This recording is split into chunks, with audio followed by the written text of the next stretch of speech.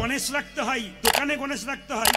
পণ্ডিতরা বলছেন যে গণেশ যে ছবি দেখবেন, একটা ডান দিকে গণেশের সুর, একটা বাঁ দিকে গণেশের সুর, একটা ডান দিকে গণেশের সুর, একটা বাঁ দিকে গণেশের সুর। বাড়িতে যে গণেশ রাখবেন আপনি, সেই গণেশটা বাঁ দিকে সুর হওয়া চাই। আর দোকানে যে গণেশ রাখবেন দাদা ভাইয়েরা, ওই সুরটা যেন ডান দিকে হয়। কেন বলুন তো? না, গণেশ, তুলসী দেবী গণেশকে বিবাহের প্রস্তাব দিয়েছিল, কিন্তু গণেশ সিদ্ধান্ত নিয়েছিল আমি বিয়ে করবো না, চিরকুমার থাকবো। তখন গণেশ যে অভিশাপ দিয়েছিল তুলসী দেবীকে, তুমি আমাকে বিয়ের প্রস্তাব দিচ্ছ, তোমাকে অভিশাপ দিলাম তোমার দৈত্য স্বামী হোক। তুলসীর স্বামীর নাম কি হলো মা? শঙ্খচূড় দৈত্য। তুলসী পাতা সেদিন থেকে গণেশের চরণে কোনোদিন যায় না। তাকান আমার দিকে, গণেশের চরণে তুলসী পাতা যায় না। তাকান আমার দিকে। তখন গণেশকে অভিশাপ দিয়েছিল তুলসী দেবী, তোমার একটা নয়, তুমি বিয়ে করবে না, তোমার দুটো বিয়ে হবে। গণেশের দুটো বিয়ে হয়ে গেল মা, একটা সিদ্ধি, একটা ঋদ্ধি। গণেশের ডান দিকে বসে থাকে সিদ্ধি, বাঁ দিকে ঋদ্ধি।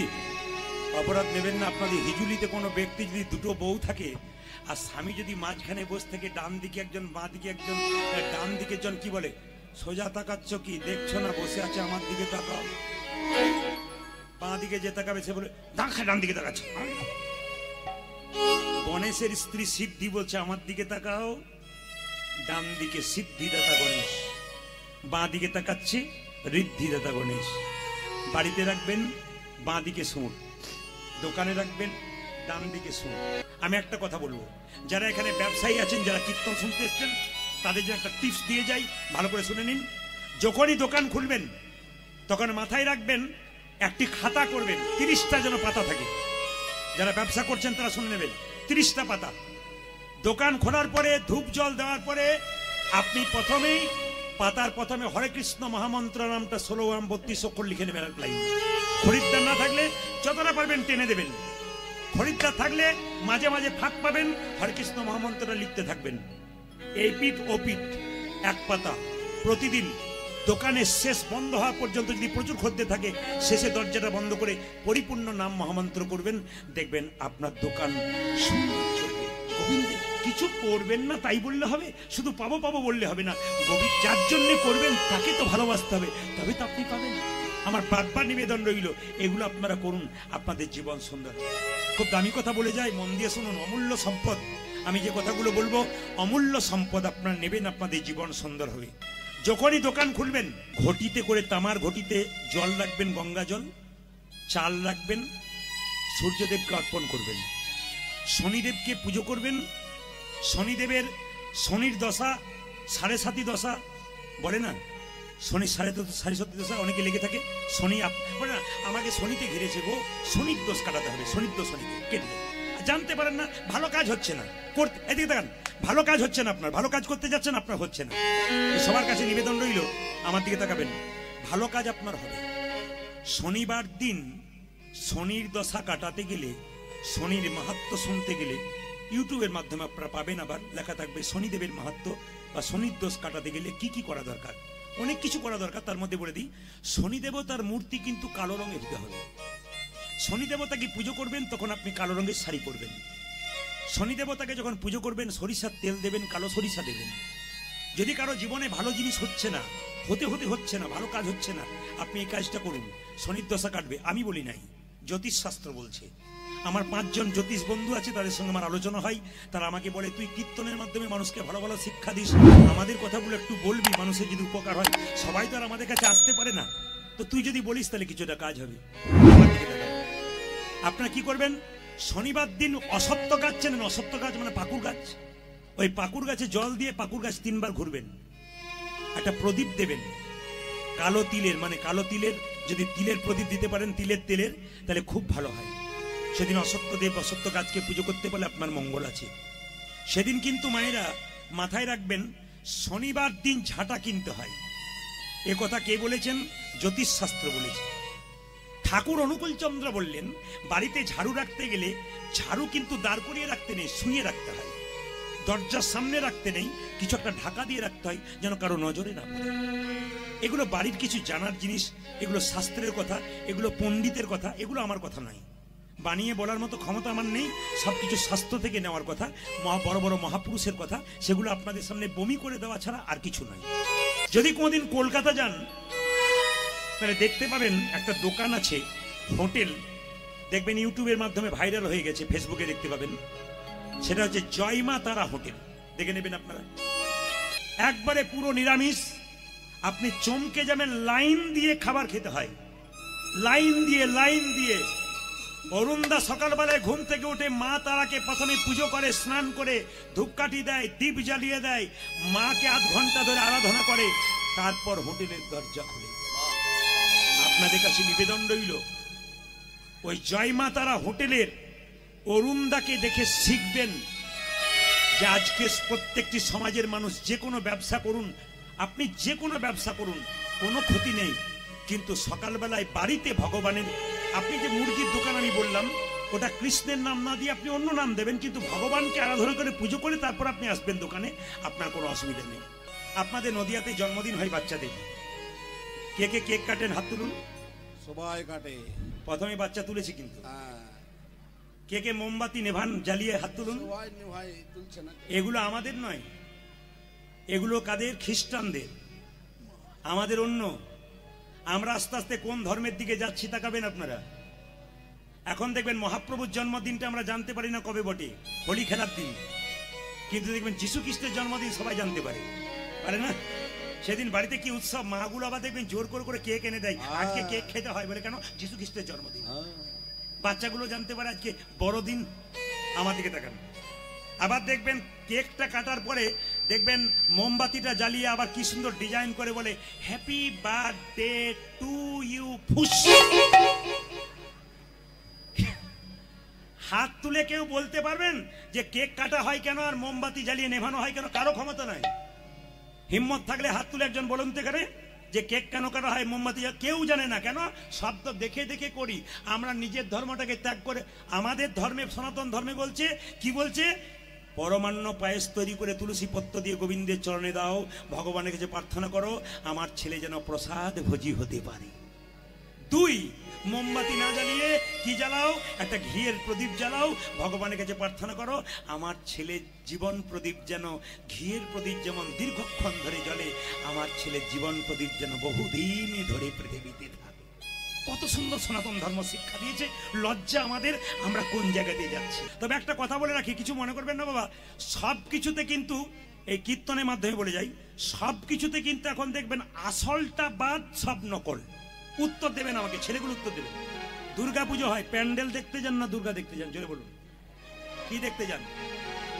আস্তে দাঁড়ান, আমি বুঝিয়ে দিই, কিছু মনে করবেন না। প্যান্ডেল দেখতে যান। মা দুর্গা 3 দিনের জন্য আসে, আনন্দ, বাড়িতে নিরামিষ আমিষ মিশিয়ে থাকে। আচ্ছা, আপনার বাড়িতে মেয়ে এসেছে, 4 দিন এলো, আনন্দ। যেদিন বিদায় দেবে সেদিন আপনি কাঁদবেন না হাসবেন? জোরে বলুন। মুখে বলছেন কাঁদবেন, কিন্তু যেদিন মা বিদায় নেবে, আজকে তার বলতে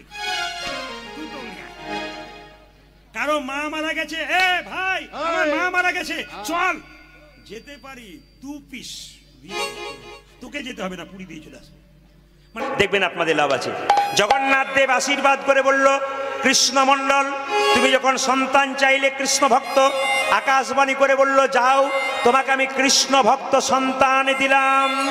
মায়েরা সবাই তাকান, জগন্নাথ দেবকে প্রণাম করে কৃষ্ণ মণ্ডল বাড়ির দিকে যাচ্ছে, আর যেতে যেতে গাইছে, ভগবানের কি লীলা গো, আমি কিছুই চাইলাম না, কি চাইলাম? কৃষ্ণ ভক্ত সন্তান।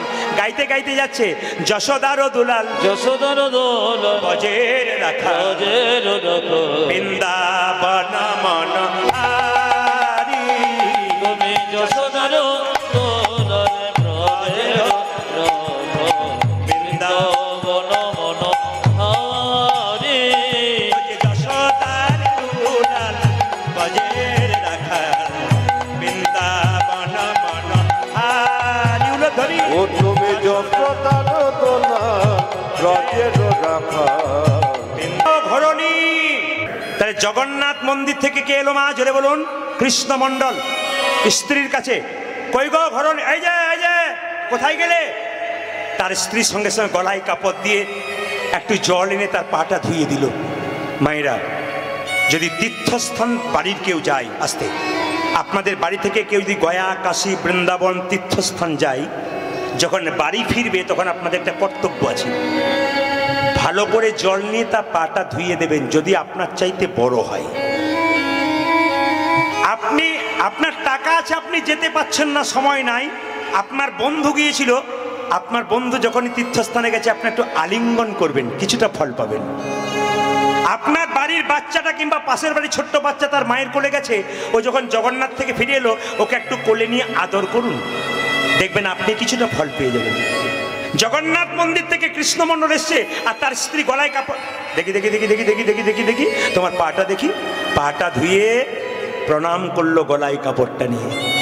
আমি আপনাদের বলতে চাই, আপনারা সকালবেলায় ঘুম থেকে উঠে জগন্নাথ মন্দির থেকে ফিরে এলো, তার স্ত্রী পাটা ধুয়ে দিল, সঙ্গে সঙ্গে মায়েরা আপনাদেরকে বলে রাখি, স্বামীর সঙ্গে আপনার সম্পর্ক কি? আপনারা জোরে বলবেন হা না না। স্বামী আপনার গুরু, জোরে বলুন, আমি জোরে শুনতে চাই। স্বামী আপনার গুরু, স্বামী আপনার দেবতা। দাদারা বলছে কি যে হয় বাড়ি না গেলে বুঝবেন না, এখানে দিব্যি হু হা দিচ্ছে, আর দু চারজন তো আবার বলছেই না, বলে বলবো না। এই দিয়ে তাকান, স্বামী আপনার গুরু, জোরে বলুন, হ্যাঁ জোরে বলুন, কোনো অসুবিধা নেই। স্বামী আপনার দেবতা, স্বামী আপনার রোগের ওষুধ, স্বামী আপনার বাবা। দেখুন এরা কিন্তু না বলছে, আমি কিন্তু এখন বুঝিয়ে দেবো, দেখবেন বলবে হ্যাঁ। এই জন্য কীর্তন শুনতে, স্বামী আপনার বাবা। দু চারজন যারা আমার কীর্তন শুনেছে তারা বলছে স্বামী আপনার বাবা, স্বামী আপনার ভাই, স্বামী আপনার ছেলে। আমি বলি নাই, বিষ্ণুপ্রিয়া বলছে নিমাইকে। নিমাই যখন সন্ন্যাস নেবে বিষ্ণুপ্রিয়াকে বলছে, প্রিয়া তুমি বাপের বাড়ি চলে যাও। বিষ্ণুপ্রিয়া বলল, স্বামী এটা কি বাপের বাড়ি নয়, এটাই তো আমার বাপের বাড়ি। তুমি আমার বাবা, তুমি আমার ভাই, তুমি আমার বন্ধু, তুমি আমার রোগের ওষুধ, তুমি আমার দেবতা, তুমি আমার ইহকাল, তুমি আমার পরকাল। তাকান, নিমাই বলল, লোকে আমায় পণ্ডিত বলে, আমি তো কোনোদিন জানলাম না স্বামী কখন বাবা হয়, স্বামী কখন ভাই হয়, স্বামী কখন দেবতা হয়। বলছে শোনো, তুমি যেমন পণ্ডিত, আমি পণ্ডিতের মেয়ে। মায়েরা, বিষ্ণুপ্রিয়ার বাবার নাম কি? সনাতন মিশ্র। তার কাছ থেকে শিখেছে স্বামী বাবা হয়। আপনারা অনেকেই জানেন আমার দুটি কন্যা, ভাগ্যলক্ষ্মী, শুভলক্ষ্মী। তা আমি বাড়িতে পড়াশুনো করলে, বইপত্র পড়লে যেগুলো খুব ইম্পর্টেন্ট সেগুলো আমি লাল দাগ দিয়ে রেখি। আর আমার ছোট কন্যাটি দেখলো বাবা কি কি পড়লো দেখি, ও পাতা উল্টে উল্টে লাল দাগগুলো দেখে, কি কি বাবা দাগ দিয়েছে, ওগুলো মুখস্থ করে রাখি। কেউ যদি ফোন করে, খুকি এটা কি তোমার বাবাকে জিজ্ঞেস করো তো, ও বলে বাবাকে জিজ্ঞেস করতে হবে না, আমি বলে দিচ্ছি। তার মানে কি, বাবার যদি কালচার থাকে, মায়ের যদি কালচার থেকে আচার থাকে, বাচ্চা ভালো হবে না কে বলেছে? আপনি উল্টো পাল্টা করবেন, আপনার ছেলে উল্টো পাল্টা করবে না। মানে আপনি রাত্রিবেলায় মদ খেয়ে মাতলামি করবেন আর আপনার ছেলেটা সাধু সেজে বাইরে বেরোবে, তা তো হয় না। আপনার ছেলে তো মাতাল তৈরি করছেন আপনি, আপনার রক্তের দ্বারা তো আপনার ছেলে তৈরি হচ্ছে। এই জন্য খুব মাথায় রাখবেন কথাগুলো। মায়েরা সবাই তাকান, কি করেছে দেখুন। বলছে শোনো, তুমি আমার বাবা। নিমাই বলছে আমি কখন বাবা হলাম, কখন ছেলে হলাম, কখন ভাই হলাম। বিষ্ণুপ্রিয়া বলছে শোনো, অন্নদান, মায়েরা অন্নদানে পিতা সম, প্রতিদানে পতি। আজি অন্নদানে পিতা সম, প্রতিদানে পতি। অন্নদানে পিতা সম, প্রতিদানে পতি। আজি অন্নদানে পিতা সম, প্রতিদানে পতি। আপনার স্বামী আপনার বাবা কখন? যখন মেয়েদের বিয়ে হয় না, কোথায় থাকে? বাপের বাড়িতে, বাবা অন্ন জোগাড় করে। যখন বিয়ে হয়ে যায় কোথায় আসে? শ্বশুর বাড়িতে। কে অন্ন জোগাড় করে? স্বামী। স্বামীকে অন্নদাতা পিতা, অন্নদানে পিতা সম, প্রতিদানে পতি। আজি অন্নদানে পিতা সম, প্রতিদানে পতি। পিণ্ডদানে পুত্র সম, ও যাজে পিণ্ডদানে পুত্র সম, জগতি জগতি। ও যাজে পিণ্ডদানে পুত্র সম, জগতি জগতি। স্বামী স্ত্রীতে বেঁচে আছে, কিন্তু আগে স্ত্রী মারা গেল, ছেলে মেয়ে নাই, তার পিণ্ড কে দেবে? এইদিকে স্বামী স্ত্রী বেঁচে আছে, ছেলে মেয়ে নাই, হতেও তো পারে অনেকে পরিবারে, তাহলে তার পিণ্ড কে দেবে? স্বামী দেবে। তাহলে স্বামী যদি পিণ্ড দেয়, স্বামী তো ছেলের মতো ভূমিকা গ্রহণ করে। পিণ্ডদানে পুত্র সম, অগতি জগতি। ও যাজে পিণ্ডদানে পুত্র সম, জগতি জগতি। পিণ্ডদানে পুত্র সম, অগতি জগতি। ও যাজে পিণ্ডদানে পুত্র সম, জগতি জগতি। উপদেশে গুরুত্ব দেবতা আদি রোগে তম পতি পুত্র পতি পূজা যে পতি পুত্র পতি পিতা পূজা যে পতি পুত্র পতি পিতা হলো প্রাণ দেবতা পতি পুত্র পতি পূজা যে পতি গণ প্রাণ দেবতা পতি পুত্র পতি পিতা পতি হলো প্রাণ দেবতা পতি পুত্র পতি পিতা পতি গণ প্রাণ দেবতা পতি পুত্র পতি পিতা পতি গণ প্রাণ দেবতা পতি পুত্র পতি পিতা রাধা রানী কি শ্যাম সুন্দর কি বাবা জগন্নাথের কাছে প্রার্থনা করেছে কৃপা কি না হয়।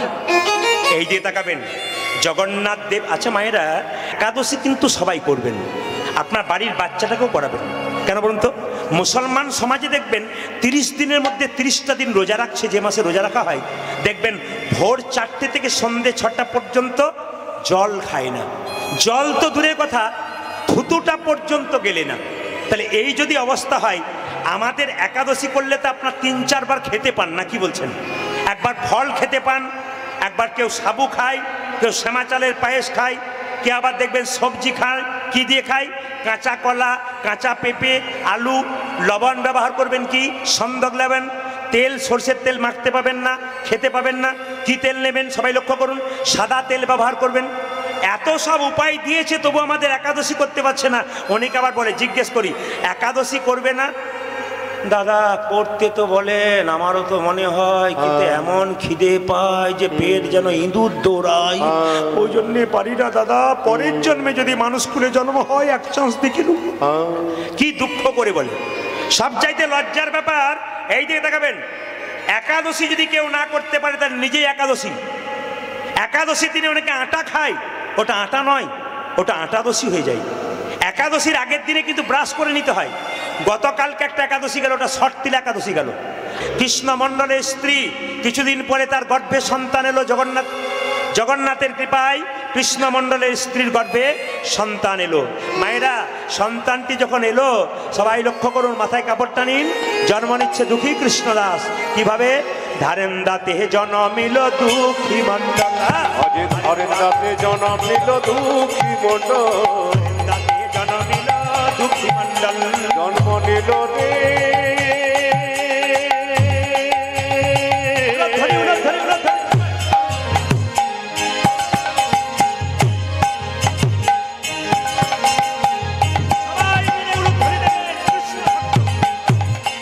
জন্ম নিল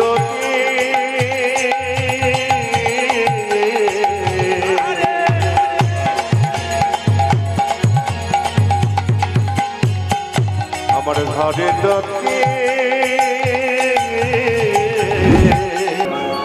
নিম পাতা ও মধু। আচ্ছা, বাচ্চার জন্মের পরে মুখে আপনার মধু দেন তো?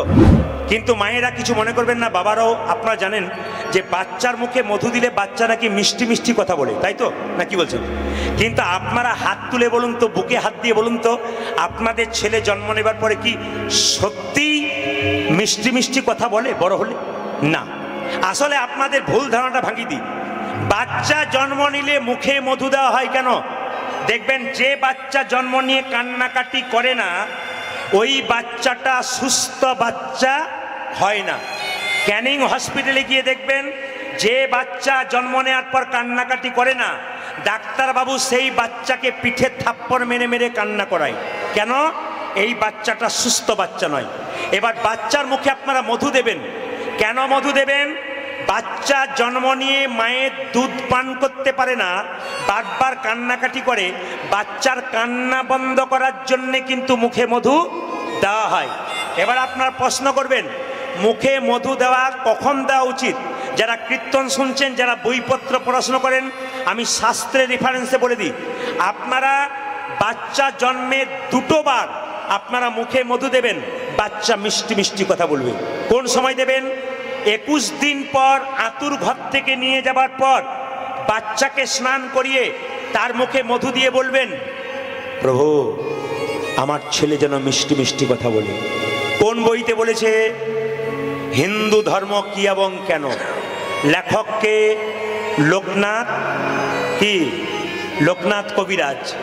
এর বইতে বলেছে যদি বাচ্চাকে জন্মের পরে 21 দিন পর তার মুখে মধু দিয়ে প্রভুর কাছে প্রার্থনা করতে পারে, আমার ছেলে মিষ্টি মিষ্টি কথা বলুক, 100% মিষ্টি কথা বলবে, এবার থেকে পরীক্ষা করে দেখবেন। আর একটা সময় দেবেন, কোন সময়? যখন বাচ্চার অন্নপ্রাশন মানে মুখে ভাত হয়, সেই সময় যদি আপনারা বাচ্চার মুখে মধু দিয়ে দিন, প্রসাদটা দেবার আগে ভগবানের যে প্রার্থনা করতে পারেন, ছেলে আমার মিষ্টি মিষ্টি কথা বলুক, আপনার ছেলে 100% মিষ্টি মিষ্টি কথা বলবে। মায়েরা, বাচ্চা তো জন্ম নিল, ওই কৃষ্ণমণ্ডলের ছোট্ট ছেলেটা খুব কান্নাকাটি করে। এখন দেখুন, কান্না বন্ধ করতে গেলে তো মধু দিতে হবে।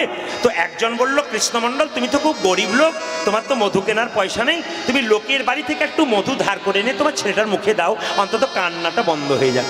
মায়েরা, কৃষ্ণমণ্ডল বলে উঠল, যদি লোকের বাড়ি থেকে মধু ধার করে এনে ছেলের মুখে দিই, আর সেই মধু যদি শোধ করতে না পারি, তাহলে নাকি কুকুর কুলে জন্ম নিতে হয়। এটা প্রাচীন লোকেরা বলে যে কুকুর কুলে জন্ম নিতে হয়। দরকার নেই বাবা, আমি কি করব জানো? আমি মধু না দিয়ে আমি একটা কাজ করব। কি? দুই কানে শোনাইল মধুর হরিনা, দুই কানে শোনাইল মধুর হরিনা, দুই কানে শোনাইল মধুর হরি না, দুই কানে শোনাইল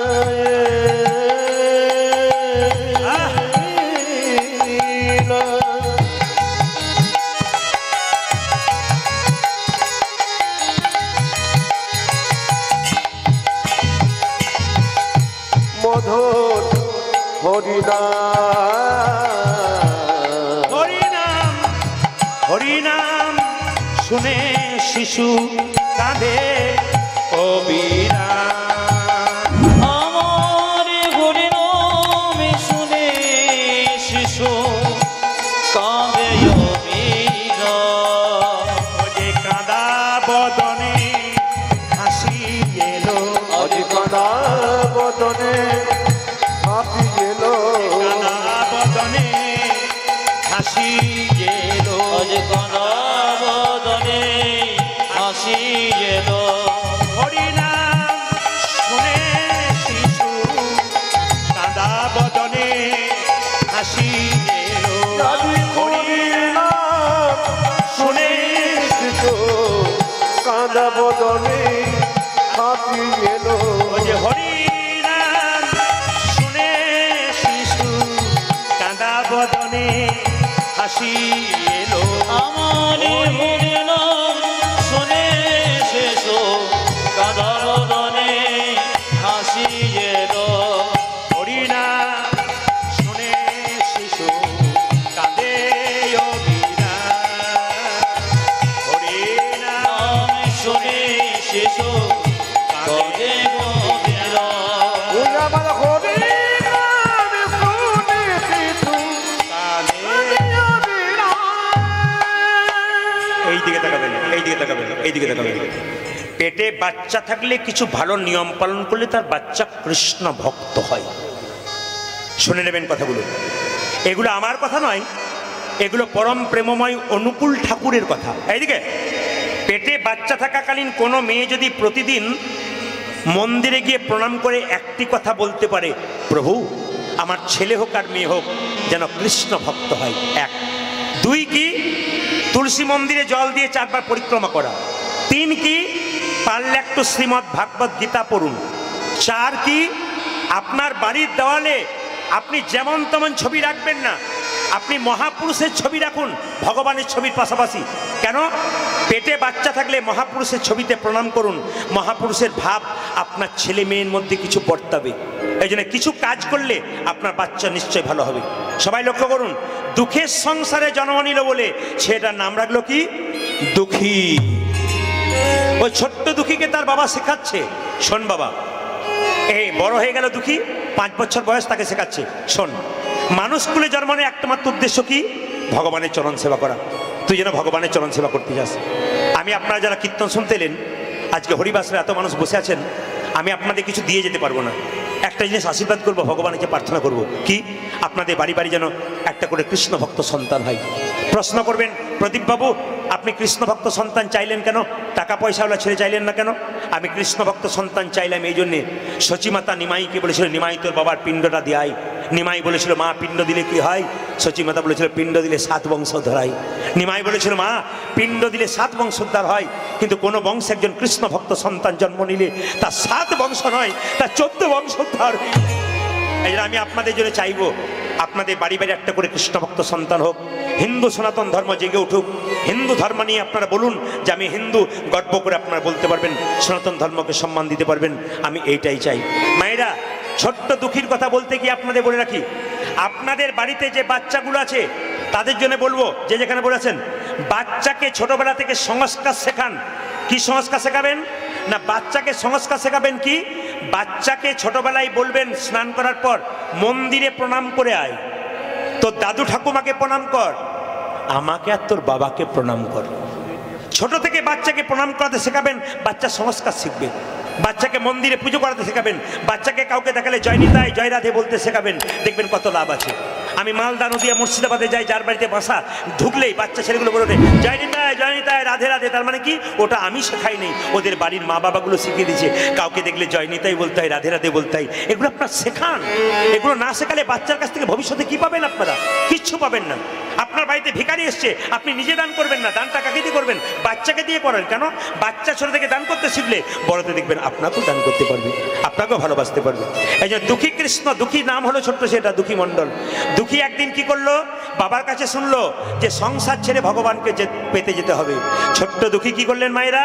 রাত্রিবেলায় বাবা মা শুয়েছে আর দূর থেকে প্রণাম করে বললো, বাবা আমাকে যখন জগন্নাথের কৃপায় তুমি পেয়েছো, আমার নাম দুঃখী রেখেছো, আমি কৃষ্ণ পাওয়ার জন্য নবদ্বীপে চলে যাব বড় গুরুদেবের কাছে। যেতে যেতে গাইছে, আমি চলে যাই, চলে যাব বাবা মা, তোমাদের একমাত্র দুঃখী চললো নবদ্বীপে মহাপ্রভুকে দেখবার জন্য। আমি চলে যাই, আমি চলে যাব, আমি চলে যাই, চলে যাব, তাও কবিতা আমি চলে যাব,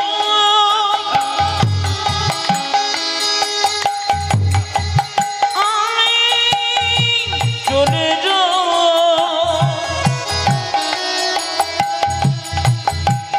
দাও গো বিদায়, আমি চলে যাই,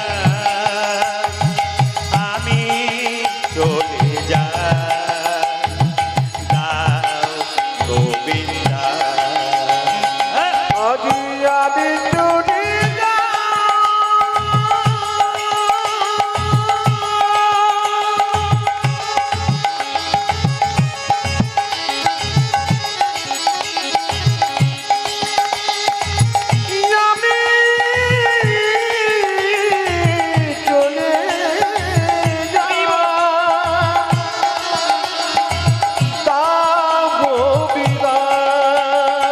বিদায় জননী, বিদায় জননী, বিদায় জন্মভূমি, বিদায় জন্মভূমি, বিদায় জননী, বিদায় জনমনে, বিদায় জন্মভূমি,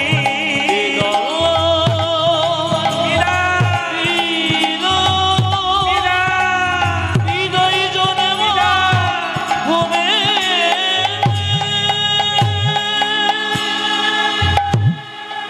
সবাই মিলে হাত তুলে বলুন, রাধা রানী কি। সবটাতে আশ্চর্যের ব্যাপার, আপনার একটা আশ্চর্য কথা শোনাবো, শুনলে আপনারা চমকে যাবেন। আমি কীর্তন আসলে যতগুলো কথাগুলো বলছি, আপনারা ইম্পর্টেন্ট কথা আপনারা শুনবেন মন দিয়ে, একবারে মনোসংযোগ করে শুনবেন। যেদিন ছেলেটার জন্ম হয়েছিল মা, সেদিন বাড়িতে সরস্বতী পুজো ছিল। আচ্ছা আপনারা বলুন তো হাত তুলে, আপনাদের এত এত বাচ্চাকে আপনারা কীর্তন শোনাচ্ছেন, মাগুলো এসছেন, সরস্বতী পুজোর দিনে কিছু মনে করবেন না, কি সুন্দর শিক্ষা দিচ্ছে, প্রতিটি শিক্ষা, প্রতিটি জায়গা। সেই সরস্বতী পুজো দিনে ছেলেটা জন্ম নিয়ে তারপর যখন 5 বছর হলো তখন ঘর থেকে বেরিয়ে চলে গেল। আর বেরিয়ে গিয়ে নবদ্বীপের পার্টিতে দুঃখী মণ্ডল সবাইকে জিজ্ঞেস করছে, ও দাদু, ও দাদু, নবদ্বীপ কত দূরে গো? একজন বলে, এই ছেলে, কি নাম তোর? আমার নাম দুঃখী। আমার বাবা জগন্নাথ মন্দিরে পুজো করে আমাকে পেয়েছে। আমার বাবা আমাকে বলেছে কৃষ্ণচরণ লাভ করতে হবে, তাই বেরিয়ে এলাম। আচ্ছা বলো তো, হ্যাঁ গো, বলতে পারো নবদ্বীপ কত দূরে? ও দাদু। তখন লোকটি বলল, নবদ্বীপ নবদ্বীপ করছিস? ভিখারির ছেলে, ভিক্ষা নিয়ে নে। ছোট্ট ছেলেটি বলল, দুঃখী বলল, আমি ভিখারির ছেলে, তবে আমি টাকার ভিখারি নই, আমি প্রেমেরও ভিখারি। প্রেম ভিক্ষা করি যাব গো নদিয়ায়, যাব গো নদিয়ায়। আমি প্রেমের ভিখারি, প্রেম ভিক্ষা করি যাব নদিয়ায়, যাব নদিয়ায়। প্রেম ভিক্ষা করি যাব গো নদিয়ায়, যাব গো নদিয়া। ধরি ধরি মাইরা সবাই। ভিখারি প্রেম ভিক্ষা করি যাব গো নদিয়া, যাব গো নদিয়া। হরি হরি বলে বাহু তুলে, হরি হরি হরি বলে দুটি বাহু তোলে, হরি হরি বলে দুটি বাহু তুলে, একবারে হরি হরি বলে দুটি বাহু তুলে যাব গো নদিয়ায়, যাব গো নদিয়ায়। উলধ্বনি। আমি প্রেমের ভিখারি, প্রেম ভিক্ষা করি যাব নদিয়ায়, যাব নদিয়ায়। প্রেমের ভিখারি প্রেম ভিক্ষা করি যাব গো নদিয়া, যাব গো নদিয়া। হৃদয় চৈতন্য ঠাকুর কি, হৃদয় চৈতন্য ঠাকুর কি। মেয়েরা, আপনারা কারা কারা নবদ্বীপে গেছেন হাত তুলবেন। নবদ্বীপ, নবদ্বীপ, বেশ নামান। নবদ্বীপের পাশে একটা জায়গা আছে, আপনার কেউ যদি যান এবার যাবেন, জায়গাটার নাম কালনা। ওখানে নিতাই চাঁদের শ্বশুর বাড়ি। ওখানে একজন বিখ্যাত গুরুদেব ছিল, তার নাম হচ্ছে হৃদয় চৈতন্য ঠাকুর। তার দরজায় গিয়ে 5 বছর দুঃখী বলছে, হৃদয় চৈতন্য ঠাকুর কি, হৃদয় চৈতন্য। এই এই এই এই, এ কে রে? এ কে তুই? আমার দরজার সামনে হৃদয় চন্দ্র ঠাকুর বলে জয় দিচ্ছিস, কে তুই? আমার নাম দুঃখী। এ কত বয়স তোর? 5 বছর। কি জন্য এসছিস? দীক্ষা নিতে এসেছি। আচ্ছা আচ্ছা, তুই যে দীক্ষা নিবি, দীক্ষা মানে জানিস? মায়েরা যা দীক্ষা নিয়েছেন, দীক্ষা মানেন? দীক্ষা মানে কি? দীক্ষা মানে দিয়ে খায়, দিয়ে খা। স্নান করার পর ভগবানকে দিয়ে যে না খায়, ওর দীক্ষা নেওয়ার কোনো মানে হয় না। যারা কীর্তন শুনছেন মন দিয়ে শুনবেন।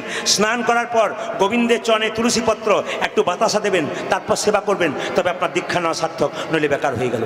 দীক্ষা মানে কি? ভগবানকে দিয়ে খা। আর দীক্ষা মানে কি? দেখা। আমাদের যখন জন্ম হয় দুটো চোখ হয়, একটা ডান চোখ, একটা বাঁ চোখ। একটা চোখের নাম কি মা? জ্ঞান চোখ। এটাকে কার দ্বারা পাওয়া যায়? গুরুমন্ত্রের দ্বারা পাওয়া যায়। ছোট্ট ছেলেটাকে বললো, আমি দীক্ষা দিই, তবে আমার কাছে দীক্ষা নিতে গেলে কিন্তু পরীক্ষা দিতে হবে। ছোট্ট ছেলেটা বলছে, গুরুজি কিছু মনে করবেন না, আপনি যা বলবেন আমি তাই পরীক্ষা দেবো। বলুন কি পরীক্ষা দিতে হবে? ছোট্ট দুঃখীকে বলল, দুঃখী তোকে একটা মাটির কলসি দিলাম, তাকাবেন, এই দেখ একটা মাটির কলসি দিলাম। এই কলসিতে করে প্রতিদিন গঙ্গা থেকে জল এনে আমার তুলসীর বাগানে তুই সেবা করবি। যেদিন তুলসী বাগানে জল দেওয়া সার্থক হবে, সেই দিন তোকে দীক্ষা দেব, তার আগে তোকে দীক্ষা দেব না। মায়েরা জোরে বলুন তো, দুঃখীর বয়স কত বললাম? জোরে বলুন, একটু জোরে বলুন। 5 বছর। ছোট্ট দুঃখীকে একটা এত বড় মাটির কলসি দিয়ে দিল। মাটির কলসিটাকে নিয়ে দুঃখী যাচ্ছে, আর মনে মনে ভাবছে কি, আমি এত বড় কলসি নিয়ে জল আনতে পারবো? মায়েরা সবাই মাথায় কাপড়টা নিন, একটা গুরুদেবের গান গাইবো, সবাই নিজ গুরুদেবের একটু স্মরণ করবেন। ছোট্ট দুঃখী যাচ্ছে মাটির কলসিটাকে নিয়ে গঙ্গায় জল আনতে, সবাই মিলে এই গানটা গাইতে গাইতে, এটা গুরুদেবের গান, এই গান যখন গাইবো তোমার সবাই যারা গুরু মন্ত্র নিয়েছেন নিজে নিজে গুরুকে স্মরণ করুন। যদি বেঁচে আছে তাও, যদি মারা গেছে তার মুখটাকে স্মরণ করবেন। সবাই মিলে ছোট্ট দুঃখী গাইতে গাইতে যাচ্ছে, জয় জয় শ্রী গুরু প্রেম কলপতরু, আজ জয় জয় শ্রী গুরু প্রেম কলপতরু, জয় জয় শ্রী গুরু প্রেম কলপতরু, আজ জয় জয় শ্রী গুরু প্রেম কলপতরু, অদ্ভুত জাত প্রকাশ রে, অদ্ভুত জাত প্রকাশ রে, অদ্ভুত জাত প্রকাশ রে, আদি অদ্ভুত যা প্রকাশ রে, জয় জয় শ্রী শ্রী গুরু প্রেম কলপতরু, জয় জয় শ্রী গুরু প্রেম কলপতরু, গুরু অজ্ঞানী আধারে দূরী করেছে, গুরু অজ্ঞান আধার দূর করেছে, অজ্ঞান আধারে দূরী করেছে, গুরু অজ্ঞান আধার দূরী করেছে, জ্ঞান চাঁদে প্রকাশ করে অজ্ঞান আধারে দূরী করেছে, আমার জ্ঞান চাঁদের প্রকাশ করে আমার অজ্ঞান আধার দূর করেছে, জ্ঞান তাদের প্রকাশ করে, অজ্ঞান আধার দূর করেছে, জ্ঞান তাদের প্রকাশ করে, অজ্ঞান আধার দূর করেছে, অজ্ঞান আধার দূরী করেছে। মায়েরা এইটুকু 5 বছরের ছেলে আর তার মাথায় একটা বিরাট বড় কলসি দিয়েছে, ওই মাটির কলসির ঘষা লাগতে লাগতে মাথাতে একটা দগদগে ঘা হয়ে গেল, ঘা থেকে পুঁজ হয়ে গেল, মা পুঁজ হওয়ার পর রক্ত হয়ে গেল, পোকা কিলবিল কিলবিল করতে লাগলো। ছোট্ট দুঃখী দেখলো যদি আমি পাকড়ি না বাঁধি তাহলে গুরুদেব আমাকে জল আনতে দেবে না, আর জল আনতে না পারলে আমাকে দীক্ষা দেবে না। 3 ঘন্টার কীর্তন শুনতে এসে 10 বার উঠতে হয়, 3 বার ছটফট করতে হয়। আর 5 বছরের দুঃখীর কাছে দেখুন মাথায় পাকড়ি বেঁধে নিয়েছে, যাতে গুরুদেব যদি বলে তোর মাথায় পোকা হয়েছে তুই আর আজ থেকে জল আনবি না, যাতে আনতে পারি তার জন্য মাথায় পাকড়ি বেঁধেছে। যে না মাথায় পাকড়ি বেঁধে গুরুদেবে হৃদয় চৈতন্য বলো, কিরে দুঃখী মাথায় পাকড়ি বেঁধেছিস কেন বাবা? আরে পাকড়ি খোল। পাকড়ি আমি খুলতে পারবো না। খোল বলছি। না খুলতে পারবো না। যদি খুলতে হয় তা আপনি খুলে দিন। না তুই খোল। পাকড়ি খুলে অত সুখে কৃষ্ণ ভজন হয় না। পাকড়ি খোল। যেই না পাখিটা গুরুদেব জোর করে খুলে দিয়েছে, চমকে উঠলো। কি দেখলো জানেন? পোকা কিলবিল করছে, রক্ত পুঁজ। ছোট্ট দুঃখীকে জড়িয়ে ধরে গুরুদেব বলে উঠলো, দুঃখী রে, ছোটবেলা থেকে তুই আমার কাছে এসেছিস, আমি তোর বাবা, আমি তোর মা। জল আনতে আনতে মাটির কলসির ঘষা লেগে তোর মাথায় দগদগে ঘা হয়ে গেছে। তুই আমাকে আগে বলতে পারতিস, আমি তবে তোর কবিরাজ ডেকে চিকিৎসা করার ব্যবস্থা করতাম। ছোট্ট দুঃখী 5 বছরের ছেলে বলে উঠল, ওগো গুরুদেব, আমি যদি তোমায় বলতাম আমার মাথায় ঘা হয়ে গেছে, তুমি না হয় কবিরাজ ডেকে আমার চিকিৎসা করাতে। চিকিৎসক আমায় মলম মেখে শুয়ে থাকতে বলতো, কিন্তু আমি যে কৃষ্ণ সেবায় বঞ্চিত হতাম। কত ভক্তি দেখুন, কৃষ্ণ সেবায় বঞ্চিত হতাম। ওই আমি কৃষ্ণ সেবায় বঞ্চিত হতাম। জল আনিতে না পারিলে কৃষ্ণ সেবায় বঞ্চিত হতাম। আমি জল নিতে না পারিলে আমার মন আমি জনম ব্যথায় যেত। ওই আমি জলানিতে না পারিলে, আমি জনম ব্যথায় ওই আমি যেত। জলানিতে না পারিলে মানব জনমে ব্যথায় যেত কৃষ্ণ সেবায় বঞ্চিত হতাম। আমি কিন্তু অঙ্কতে কাঁচা, এবার আপনাদের হিসাব করে নিতে হবে কারা কেমন শুনছেন আমি এখনই জিজ্ঞেস করব। ছোট্ট দুঃখীর বক্তব্য শুনুন। দুঃখী কেঁদে কেঁদে বলছে, গুরুদেব 1 লক্ষ নয় 2 লক্ষ নয় 84 লক্ষ জনি ভ্রমণ করে মানবে জন্মে পেলাম। গুনে নেবেন আপনারা, 20 লক্ষ বার গাছ গাছেরা রূপে জন্মে নিলাম। মায়েরা গুনবেন, 20 লক্ষ বার গাছ গাছরা রূপে জন্মে নিলাম। কত রকমের আম গাছ জাম গাছ হতে হতে যেদিনে তুলসী বৃক্ষ রূপে জন্ম পেলাম। তুলসী বৃক্ষ রূপে জন্ম পেলাম। যেদিনে তুলসীর পাতা আমাদের গোবিন্দের সেবাই লাগলো। যেদিনে তুলসীর ডাল ভক্তরা কণ্ঠে গলাই করে পড়ল, মালা করে পড়ল, সেদিন আমার গাছ জন্ম থেকে মুক্তি হয়ে গেল। কত বললাম জোরে বলুন? 20 9 লক্ষ বার জলে জন্ম নিলাম। কত রকমের পোকামাকড় মাছ কাঁকড়া হতে হতে যেদিনে শঙ্খ রূপে জন্মে নিলাম। মায়েদের মুখে 3 বার বেজে উঠলাম। এইদিকে দিকে মায়েদের মুখে 3 বার বেজে উঠলাম। সেই দিন আমার জল জন্মে থেকে মুক্তি হলো। 20 এবার বেশি হয়ে গেল। 20 আর 9 কত হলো মায়েরা? 20 আর 9 29। 11 লক্ষ বার কৃমি কীট পোকা রূপে জন্ম নিলাম। কত রকমের পোকা হতে হতে যেদিনে ভ্রমর কুলে জন্মে নিলাম। যেদিনে ফুল থেকে মধু সংগ্রহ করে আমরা গোবিন্দের সেবায় লাগালাম, সেদিন আমাদের পোকা জন্ম থেকে মুক্তি হলো। কত হলো বলুন? কত হলো? কত হলো বলুন? দাঁড়া আসে কত হলো? 40 বা 30 লক্ষ বার পশু কুলে জন্মে নিলাম। কত রকমের পশু হতে হতে যেদিনে গাভী কুলে জন্মে নিলাম। যেদিনে আমি গাভী কুলে জন্ম নিলাম। এইদিকে যেদিনে গাভীর দুগ্ধ দিয়ে গোবিন্দের সেবা হলো, সেবা হলো। যেদিনে গাভীর চামড়া দিয়ে মহাপ্রভুর শিকল তৈরি হলো, সেই দিন আমরা পশুকুল থেকে মুক্তি পেলাম। কত হলো বলুন? কত হলো? 70। এবার সবাই লক্ষ্য করুন। বলছে 10 লক্ষ বার পাখি কুলে জন্মে নিলাম। কত রকমের পাখি হতে হতে যেদিন আমরা ময়ূর কুলে জন্মে নিলাম। ময়ূর কুলে জন্ম নিলাম। ভাগ্য বলে ময়ূরের পালকটি গোবিন্দ মাথায় নিল। গোবিন্দ মাথায় নিল। আমাদের পাখি জন্মে থেকে মুক্তি হয়ে গেল। কত হলো মায়েরা? 80। 4 লক্ষ বার বানর কুলে জন্মে নিতে নিতে যেদিন রাম ভক্ত হনুমান রূপে, হরি বল, যেদিন রাম ভক্ত হনুমান রূপে, আস্তে আস্তে আস্তে, যেদিন রাম ভক্ত হনুমান রূপ, যেদিন রাম ভক্ত হনুমান রূপে জন্মে নিলাম।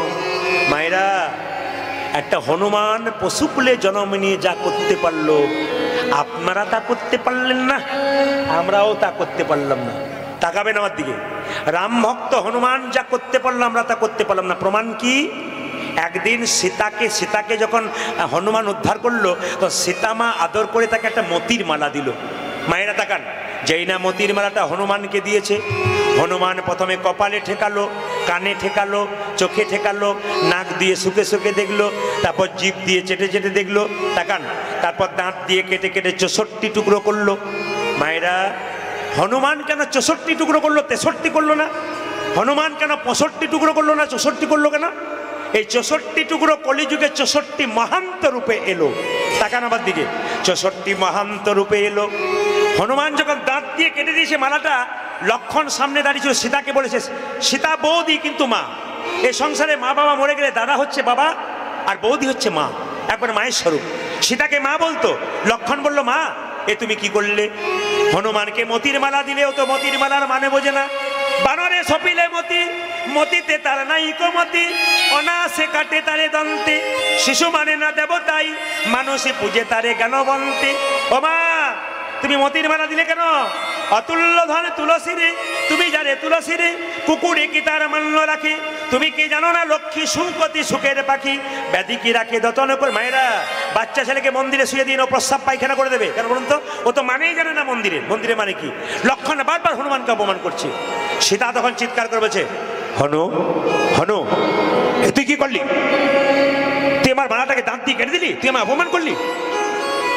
আমাদের কাউকে বললে আমরা রেগে যেতাম, কিন্তু হনুমান কেঁদে কেঁদে বলল, মা গো, আমি কি তোমার মালাকে কোনোদিনই অপমান করতে পারি? এ মালা, এ মালা, এ মালা, তুমি যখন আমায় দিলে তখন কপালে ঠেকালাম কেন জানো? এ মালা তো যেমন তেমন মালা নয়, আমার মায়ের দেওয়া প্রেমের মালা, ভালোবাসার মালা। এ মালায় আমি নাক দিয়ে শুকে দেখলাম কেন জানো? এ মালাতে রাম অঙ্গের গন্ধ পাওয়া যায় কিনা দেখিলাম। গন্ধ পাওয়া যায় কিনা দেখিলাম। দেখুন দেখুন হনুমানের কি কীর্তি দেখুন। আমি কানে ঠেকালাম কেন জানো? কেন জানো? এই মালাতে রামে নামে শোনা যায় কিনা, রামে নামে শোনা যায় কিনা দেখিলাম। মালা চোখে ঠেকালাম কেন জানো? কেন জানো? এই মালাতে, এই মালাতে, এই মালাতে রামে দেখা যায় কিনা দেখিলাম। রামে দেখা যায় কিনা দেখিলাম। এ মালাতে রামে নামে শোনা যায় না, রামে দেখা যায় না, রাম অঙ্গের গন্ধ পাওয়া যায় না। ও তো অলংকার নয়, কলঙ্কের হার। তাই আমি দাঁত দিয়ে কেটে কেটে ফেলে দিলাম। লক্ষণের এতক্ষণ অহংকার ছিল ভেঙে গেল। কেঁদে কেঁদে বলল, হনুমান রে, তুই যেমন ভাবে আমার রাম দাদাকে ভজনা করেছিস আমি পারি নাই, তুই কি হৃদয় মাঝে রামে দেখাতে পারবি? তাকান, লক্ষণ বলছে তুমি, হনুমান বলছে, লক্ষণ বলছে এক কাজ করো। বলে কি? হনুমান বলছে তুই কি দেখাতে পারবি? হনুমান বলছে হ্যাঁ লক্ষণ দেখাতে পারবো। লক্ষণ দাদাকে বললো তোমার ধনুকটাকে দাও। যে না তীর আর ধনুকটা দিয়েছে, আর হনুমান যে না বক্ষ বিদীর্ণ করেছে, দেখছে একা রাম নয়, দেখে সীতারামের যুগল মিলন, সীতারামের যুগল মিলন, তারামের যুগল মিলন, সীতারামের যুগল মিলন, হনুমানের হৃদয় মাঝে সীতারামের যুগল মিলন। আমার হনুমানের হৃদয় মাঝে সীতারামের যুগল মিলন। হনুমানের হৃদয় মাঝে সীতারামের যুগল মিলন। ও যা হনুমানের হৃদয় মাঝে, আগে তারে মারিতে ও পারে, যা হনুমানের হৃদয় মাঝে, ওই আর কি তারে মারিতে ও যা পারে, হনুমানের হৃদয় মাঝে, ওই আর কি তারে মারিতে পারে, দেখে সীতারামের যুগল মিলন। বলিয়ে শ্রী রামচন্দ্র ভগবান কি জয় দাঁড়ান, এরা বলুক রাধা রানী কি, জয়, শ্যাম সুন্দর কি, মদন মোহন কি, হরিবাসর কি, যাদের ঘুম আসছে তাদের কি। হ্যাঁ, রাধা রানী। একটু উলুধ্বনি দিন, উলুধ্বনি দিন।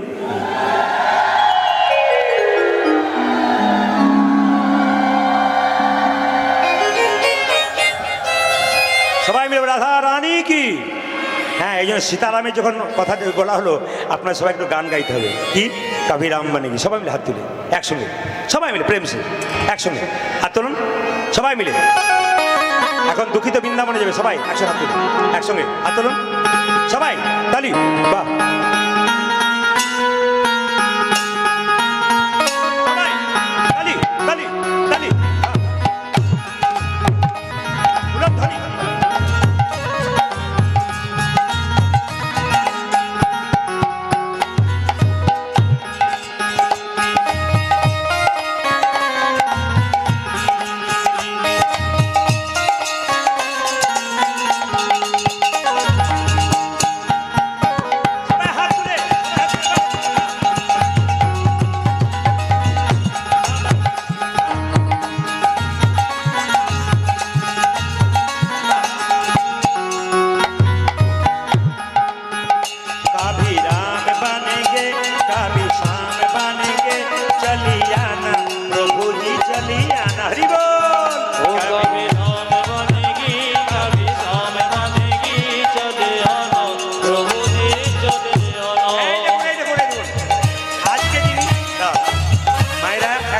একটু বসুন। আজকে যিনি হাত তুলে আনন্দ করে নাচবেন, সারা বছর আনন্দে যাবে। হাত তুলুন সবাই।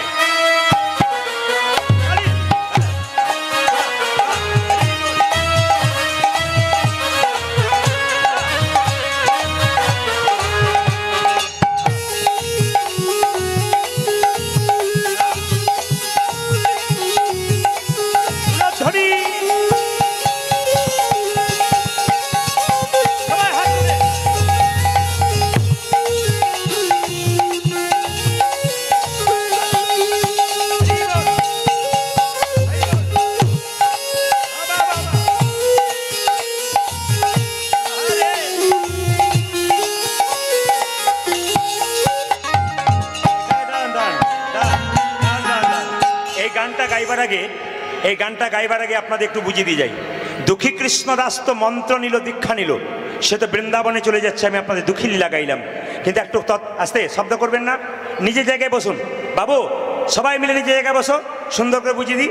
আচ্ছা কিছু মনে করবেন না, কুরুক্ষেত্রের যুদ্ধ যখন হয়েছিল আপনারা সবাই জানেন। আস্তে, পঞ্চপাণ্ডব জিতেছিল, এটা এইদিকে এইদিকে, পঞ্চপাণ্ডব জিতেছিল ওটাও জানেন, 100 ভাই হেরেছিল ওটাও জানেন। কিন্তু আস্তে আস্তে আমি আপনাদের বোঝাতে চাই।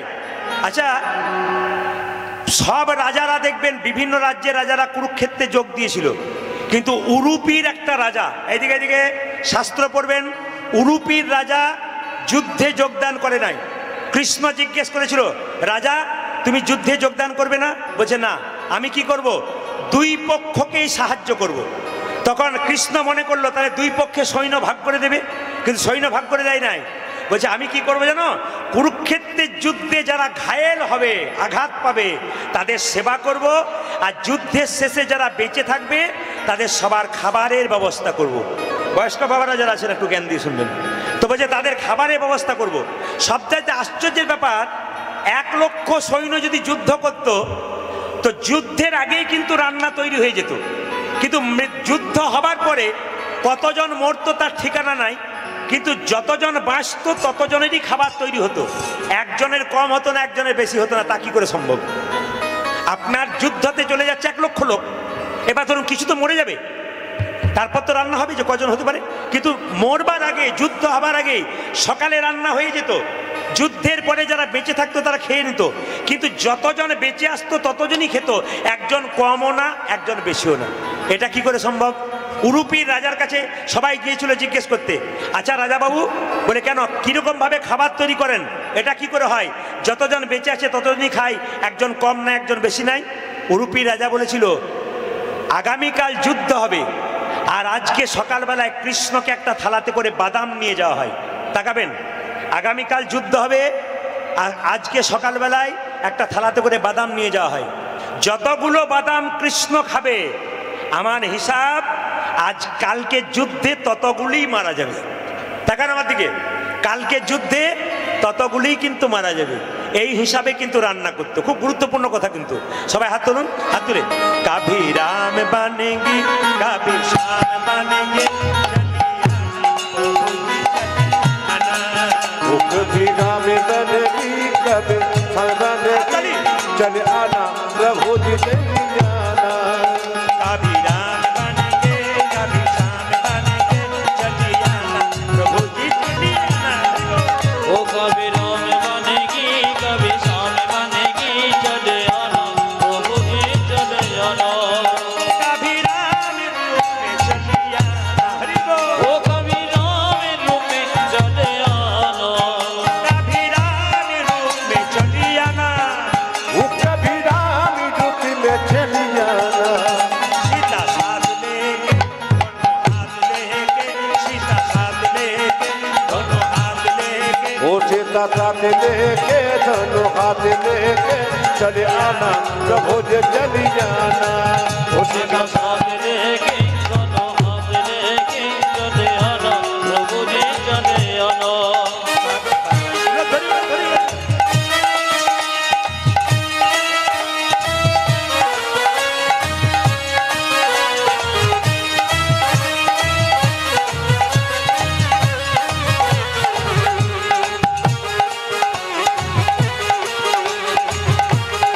हाथ में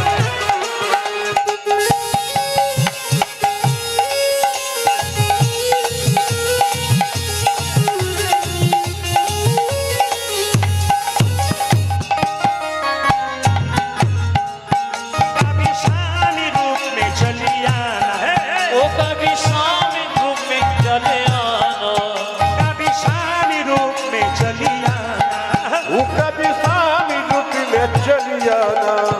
मुरली हाथ लेके राधा साथ लेके, मुरली हाथ लेके राधा साथ लेके, ओ मुरली हाथ लेके राधा हाथ लेके, साथ लेके मुरली हाथ लेके, चले आना प्रभु जी चली जाना। राधा साथ लेके मुरली हाथ लेके, चले आना प्रभु जी चले आना। वो कभी राम बनेगे कभी सामने बन के चले आना प्रभु जी चली जाना।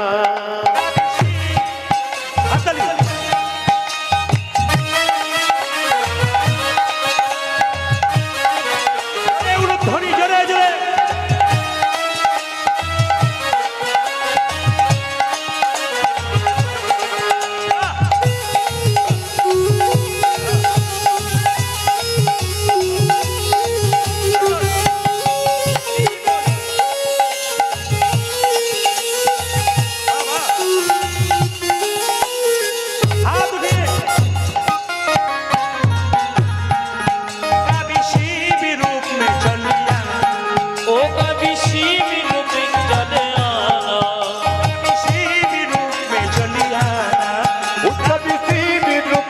चल जाना। गौरी साथ लेके वो गौरी साथ लेके डमरू हाथ लेके गौरी साथ लेके डमरू हाथ लेके वो गौरी साथ लेके मोरे हाथ लेके चल आना प्रभु के चल जाना। चल आना प्रभु के चल जाना। चले आना प्रभु जी चले आना। चल जाना प्रभु जी चल जाना। चले आना प्रभु जी चले आना। चल जाना प्रभु जी चल जाना। भाई मेरे লীলার নাম কি দুঃখী কৃষ্ণ দাস। দুঃখী কৃষ্ণ দাস বৃন্দাবনে গিয়ে রাধারানী চরণ পেয়েছিল। আর অর্ধেকটা রাস্তা গেল, আর অর্ধেকটা বাকি আছে। বৃন্দাবনে গেলেই কিন্তু আমি আপনাদের ছুটি দেব। সবাই লক্ষ্য করুন, এখানে কয়েকটা দামি কথা আপনাদের বলে দিয়ে যাই, মন দিয়ে শুনবেন। মায়েরা, যে এখানে মায়েদের সংখ্যা বেশি হয়েছে, এই জন্য মায়েদেরকে একটু বুঝিয়ে দিই, বাবারাও শুনবেন। মায়েরা মাসে 4 দিন অসহজ অবস্থায় থাকেন। এই 4 দিন আপনাদের কি কি কর্তব্য আমি আপনাদের জানিয়ে দিয়ে যাব শাস্ত্রের রেফারেন্স দিয়ে। আপনারা যদি মানতে পারেন আপনাদের সংসারে মঙ্গল আসবে। দক্ষিণ 24 পরগনার অনেক মেয়েরা আমাকে ফোন করে বলে, অনেক আচার বিচার আমরা জানি না, আপনার কাছ থেকে শিখতে পেলাম। কিন্তু আমি আপনাদের বলতে চাই, 3 ঘন্টার গানে, 3.5 ঘন্টার গানে এত সব বলা যায় না। শুধু ছোট করে আপনাদের বলে দিয়ে চলে যাই। বরাহ পুরাণ, বিষ্ণু সংহিতা, মহাভারতের শান্তি পর্ব, সুশ্রত সংহিতা, এই 4টি গ্রন্থ থেকে আপনাদের বলে দিয়ে যাই। আপনারা মায়েরা রজস্বলা অবস্থায় আছেন, এটা আপনারা নিজেরাই ডেকে নিয়েছেন। কার কাছ থেকে? সবাই তাকাবেন। ইন্দ্রদেব, দেবতার রাজা ইন্দ্র, তিনি একবার গুরুকে হত্যা করেছিলেন। গুরুর নাম ছিল কি? গুরুর নাম কি ছিল? বিশ্বরূপ। বিশ্বরূপকে যখন হত্যা করেছিল, বিশ্বরূপকে হত্যা করার পর ইন্দ্রদেবের শরীরটা গলে গলে পড়ছিল। বাচ্চাদের শব্দ বন্ধ করুন। ইন্দ্রদেবের শরীরটা, তাকান আমার দিকে, গলে গলে পচে পচে যাচ্ছিল। তখন আস্তে বাবা, গলে গলে গলে গলে পচে পচে যাচ্ছিল। তখন ব্রহ্মা বললেন, ইন্দ্রদেব গুরুকে মারলেন, তার যে পাপ হলো, এই পাপের ভাগ যদি কেউ নিতে পারে তবে ইন্দ্রদেব রক্ষা পেতে পারে। 3 জন ভাগ নিলেন পাপের। কে কে? একটা পৃথিবী, একটা গাছ, একটা আপনারা। দেখুন তার ফল কি পাচ্ছেন আপনারা। পৃথিবী বলল, ব্রহ্মা, পরমপিতা ব্রহ্মা, ইন্দ্র যে হত্যা করেছে তার গুরুকে, তার পাপের ভাগ আমি পৃথিবী নিলাম। ব্রহ্মা বলল, পাপের ভাগ নিলে তো ফল ভোগ করতে হবে, তোমার মধ্যে শরীরে ঘা হবে বড় বড়। পৃথিবীর ঘা কোনগুলো বলুন তো? দেখবেন প্রায় জায়গাতে বড় বড় গর্ত তৈরি হয়। অনেক দূরে দূরে যাবেন, দেখবেন বড় বড় গর্ত আছে, এটা পৃথিবীর ঘা। তো বলো ঘাগুলো উপায় নেই কিছু? ব্রহ্মা বলল উপায় আছে। বলে কি? একটা উপায়। পরে দেখবে এই ঘাগুলো পূর্ণ হয়ে যাবে। যেখানে বড় বড় গর্ত সেখানে দেখবেন বাড়ি হয়ে যাচ্ছে, সেই ঘাগুলো পূর্ণ হয়ে যাচ্ছে। বৃক্ষ বলল, আমরা নেবো পাপের ভাগ। আর যেই না বলেছে আমরা নেবো, ব্রহ্মা অভিশাপ দিয়ে দিল। শোনো, অভিশাপ নয়, পাপের ফল তোমাদের ভোগ করতে হবে। কি পাপ? না, তোমরা যে ওই ব্রাহ্মণ হত্যা বা গুরু হত্যার পাপ নিয়েছো, তাই জন্য তোমাদেরকে যখন কাটবে তোমার শরীর থেকে আঠা বের হবে। গাছকে কাটলে দেখবেন গাছের শরীর থেকে আঠা বের হয়। গাছগুলো কেঁদে কেঁদে বলল, তাহলে ইন্দ্রদেবের গুরু হত্যার পাপের ভাগ আমরা নিলাম, আমাদের শরীর থেকে আঠা পড়ছে, আমরা কি করব? ব্রহ্মা তখন বললেন, যেহেতু পাপের ভাগ নিলে পুণ্যের ফলও তোমাদের ভোগ করতে হবে। কি? তোমাদের যেখান থেকে কাটা হোক সেখান থেকে আবার নতুন গাছ গজাবে। দেখে নেবেন গাছের ডাল থেকে কেটে দিলে আবার নতুন গাছ গজায়। দেখবেন কত সত্যতা আছে, প্রত্যেকটি শাস্ত্র প্রত্যেকটি ব্যাখ্যা দিয়েছে একবার সুন্দর করে। আপনারা শুনছেন এতক্ষণ ধরে, আপনারা এত সুন্দর করে একবারে শুরু থেকে শেষ পর্যন্ত আপনার তত্ত্বের কথা শুনছেন এবং লীলার কথা শুনছেন, এত মন দিয়ে বাচ্চাগুলো শুনছে। আমি খুব ধন্যবাদ। কেন বলুন তো, ক্যানিংয়ের সাতমুখী বলে একটা জায়গা আছে, খুব একটা বেশি দূর নয়। এখানে আমি এসেছিলাম তখন আমার ইউটিউবে কোনো নাম ছিল না। ওনারা তখন জয়দেব মেলায় গান শুনে কিন্তু আমাকে এখানে নিয়ে এসেছিলেন। আমার মনে পড়ে বহুদিন আগে প্রচুর ভক্ত হয়েছিল, আরও শীতের মধ্যে এসেছিলাম, আমার মনে আছে। তারপর থেকে আমি এইদিকে আসিনি। এই যে আমাদের ছেলেটি, ছোট্ট ছেলেটি ওই যে দাঁড়িয়ে আছে ধুতি পরে, এ তো আমার জন্য ফল নিয়ে গেছে, আমার থেকে ফল খেয়েছে, আমার পা ধরে ধরে বারবার, বাবা একটা লীলা করতে হবে, বাবা একটা লীলা। ওর চোখের জল, ওর ভালোবাসা, ওর ভক্তি, ওদের এসে ওদের কমিটির ছেলেদের যে ভক্তি এবং কমিটির ছেলে যে ভালোবাসা, এ আমি খুব পেয়ে গেলাম। আমি আপনাদের কথা দিয়ে গেলাম, আমি আগামী 15 বছর পর একবার আপনাদের সামনে আসবই, আমি কথা দিয়ে গেলাম। কত বছর পর? কত বছর পর? যদি বেঁচে থাকে। না, এইদিকে এইদিকে এইদিকে মায়েরা, এরা 15 বছর অপেক্ষা করতে চায় না। আসলে আমি আপনাদের বলে যাই, যে যেখানে বসে আছেন, আপনাদের আশীর্বাদে গৌ গোবিন্দে কি পাই, বয়স্ক সাধুগুরুদেব বৈষ্ণবের। আমার একটা নিয়ম হচ্ছে কি, প্রতিটি বছরে 365 দিনে 300 দিন গান থাকে। শুধু পশ্চিমবাংলা নয়, পশ্চিমবাংলার বাইরে। কাল যেমন আমি ত্রিপুরা যাব, আসাম থেকে এলাম, ওগুলো কিন্তু আলাদা রাজ্য, সব কিন্তু আলাদা রাজ্যে রাজ্যে আমি যাচ্ছি। আবার আমি বিদেশেও পর্যন্ত যাব।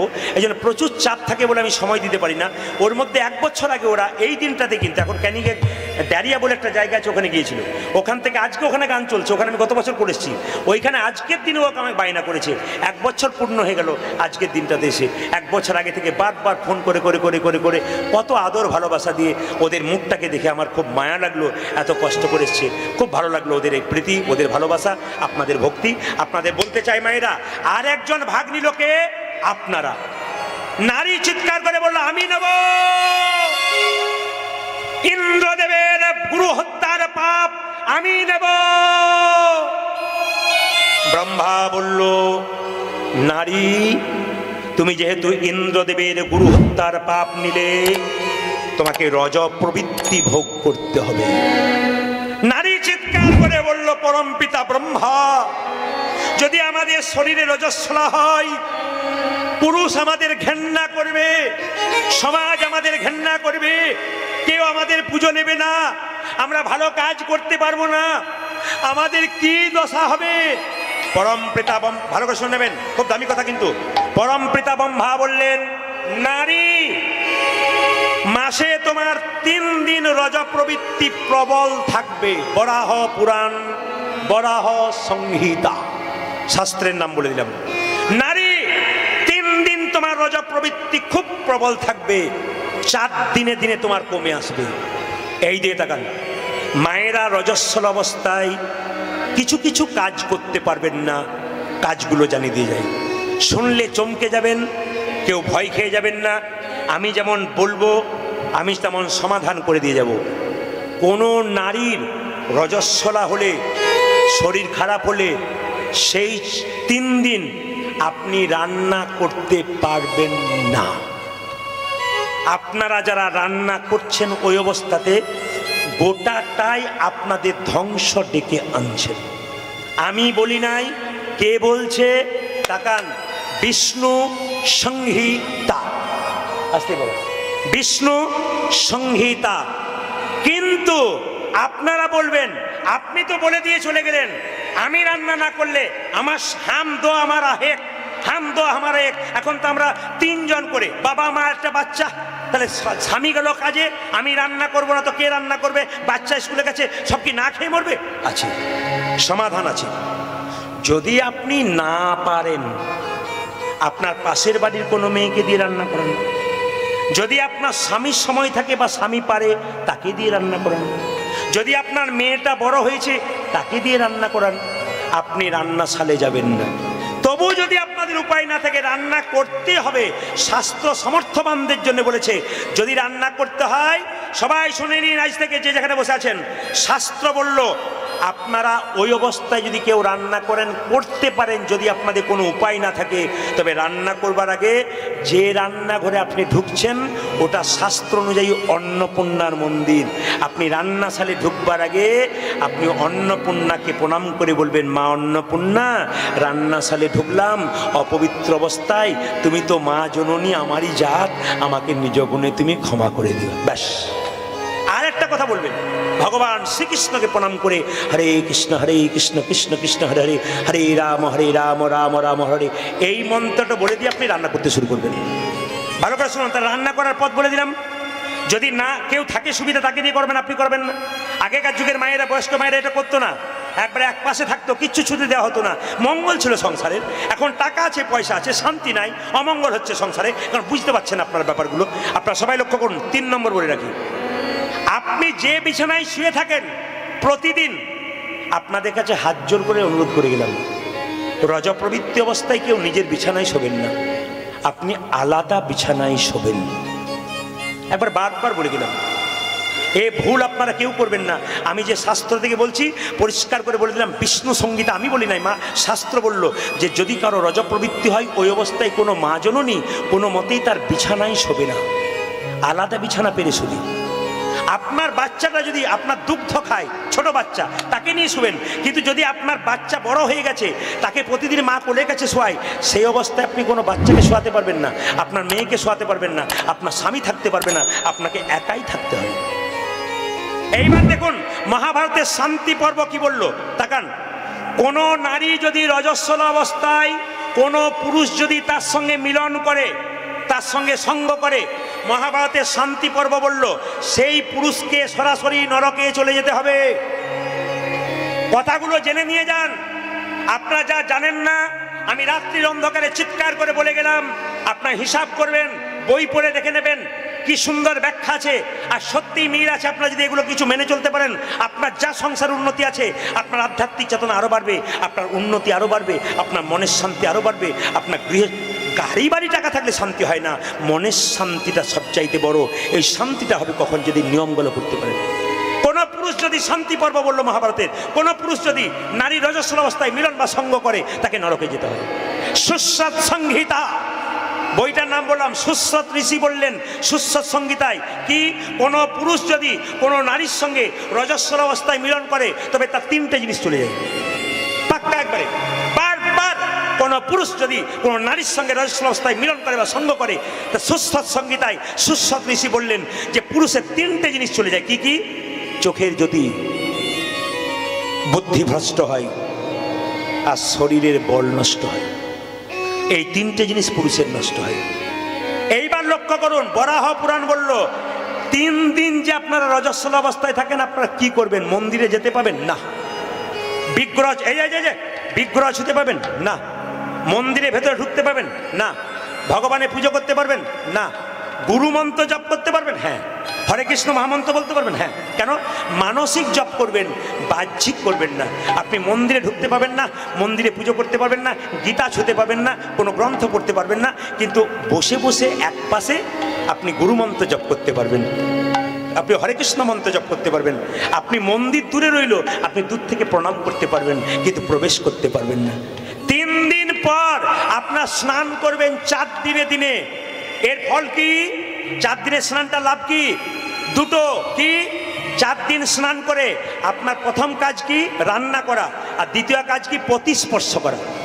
4 দিন স্নান করার পর কি করতে হয়? একটা প্রতিস্পর্শ, আর 2 হচ্ছে কি মায়েরা? রান্না করা।